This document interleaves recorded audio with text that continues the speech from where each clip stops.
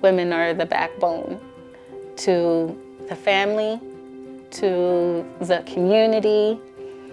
If it wasn't for us and our strength, some people wouldn't be able to move forward. So just to think and to understand that we are all in this together. What does it mean to be united as a woman and as women, and especially women of color?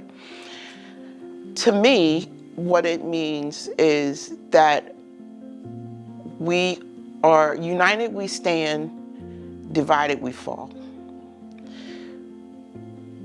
Throughout history, we have been separated as women of color. You know, some of us were working outside on properties, and others were working inside the house because of the different ways that they looked. You know, some were lighter, some were darker, and that made a difference then. So being united as women today, for me, is being able to relate to one another and be cohesive together at one time in all equal space. So that's pretty much it. It's not, you know, I don't have like a long drawn out explanation, but collectively, if we stay together, we're stronger.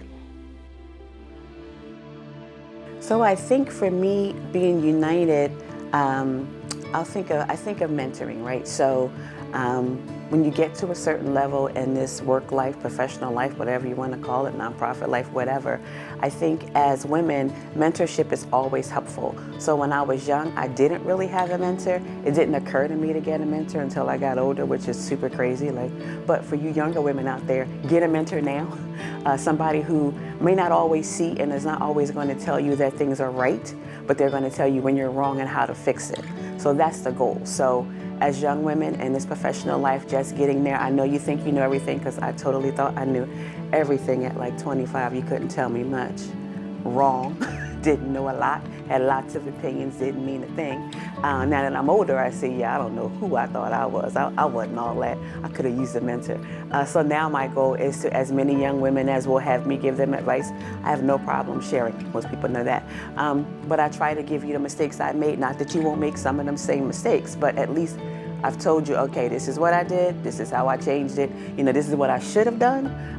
Take it for what you will. If you take the advice, great. If you don't, you learn from your mistakes like I did. But I try to make it so that you don't walk the same crooked path that I walk. If it could be a little straighter, you can learn a little bit sooner, that's always perfect for me.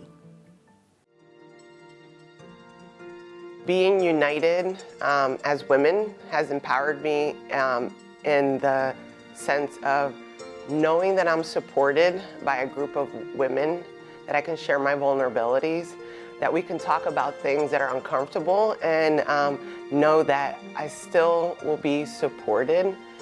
And that's why I feel that the committee, the Women of Color Committee, is so special. I've worked on a lot of committees, and the power that the women have in this committee and the vision of coming together and working as a team is just something so incredible. It's so special, and it's something that I'm just so thankful to be a part of. So how has being united empowered me? You know, through my journey, I've been empowered by many women throughout my life and my career. And I'd say one of the biggest things would be self-awareness, self-confidence, helping to educate myself, and trusting and believing in myself. To be intentional with my voice for me means to be effective with how I reach people and what I say. And I think that starts with listening, and listening effectively, so that I can hear what people are saying and how they feel. You kind of gauge that if you're really listening effectively, so that I can decide how I am going to respond to them, so that I can so that I can really give them what they need.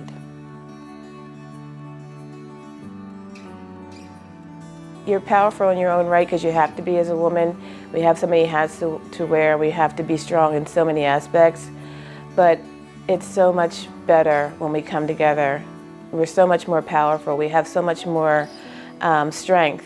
There is strength in numbers, and there's empowerment when you come together and uplifting. Because when someone else says, oh, gives you that encouragement, you got this, when you're in the group trying to work on something, that makes you want to work even harder at what you're working to, trying to accomplish. So being united together is so much more empowering and uplifting than trying to do something and go it alone. We go it alone all the time. We have to in this world, especially as women of color. We feel isolated and not always valued for what we bring to the table. But I think if we ever do just really, truly come together and become united, we'll be a powerful force. Words of empowerment to some of the women who may be currently where I was would be to say, you're not alone. That we've all had to, as women of color, have had to make some extremely hard, tough decisions. And although presently it may feel like you're dying, we are in this together. The thing that we need to address the most are our youth, because they are definitely our future. If we pay attention to them, mentor them through the things that they need to go through, because as we all know, sometimes life is not easy and they hit little bumps in the road, and we need to get them past those bumps in the road or mistakes that they make, to let them know that we're not all perfect. Everybody makes mistakes, but you can learn from your mistakes and grow. So the challenge would be for me and hopefully some of the other women on the committee to mentor our young people and get them into, because they're definitely our future. Without them, who's going to take care of us when, we're our grandparents' age? So we need them. So we have to groom them and make them into the things that not necessarily we want them to be, but all that they can be, whatever it is. Today you're going to meet a whole bunch of different women. Don't sit in a corner and watch. I want you to be a participant of the day. So if you have 5 women at your table, find out who those 5 women are and what they do. What happens generally is we meet somebody, you say hi to somebody, you talk to them a little bit, you never think about them again until you need them for something. And that's great. Like, I just, case in point, I met a doctor a long time ago. I went to a women's open house at the LGH when they had their women's specialty clinic opening. I met a doctor, didn't think much of it, and then I needed somebody to come in and talk to my STEM Girls Leadership Academy about being a doctor, being a female doctor. And I was like, wait a minute, I know a female doctor. I'm gonna call her up. So I called her, and she was like, oh, I'd absolutely love to come speak to your girls. So not that you can sit by and be a passive onlooker and just kind of come to see what we're quote unquote doing. But no, use it as a more experience to learn something new, something different. If you're a person that usually sits onto the side and looks, get out of that realm. Meet all of these wonderful, beautiful women in this room that you know and you could use, and they love to answer your questions.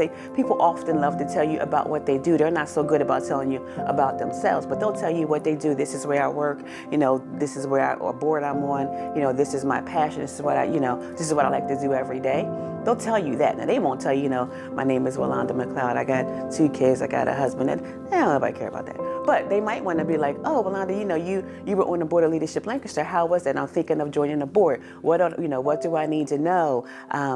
What does board governance look like? What am I supposed to do? Like, how am I supposed to show up in that room and in that space? That to me is valuable, because we as women of color and just African Americans in general, we don't always get asked to be on quote unquote boards. They are always looking for African American women or people of color, but rarely do we get to ask to be on boards, especially, in the area where we are currently living in. So, for somebody to come to me and be like, I heard you're on XYZ board, how do I show up in that space? What are some of the questions I need to ask?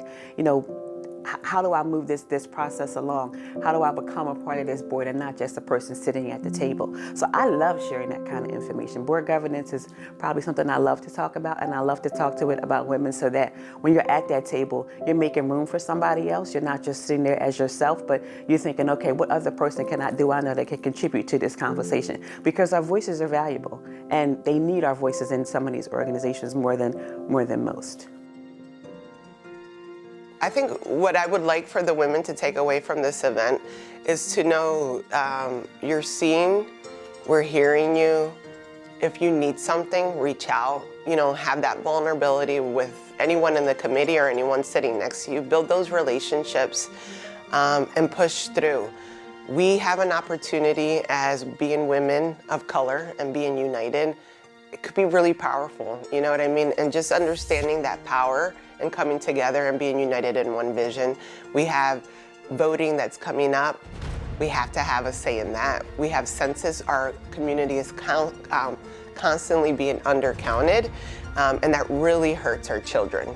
It's funding that's being missed for our school districts. And so if we really come together and focus on a mission that really can reflect our community and help our community, I think I want everyone to hear that today and, walk out of here and say, like, we are together and we're pushing an agenda forward together.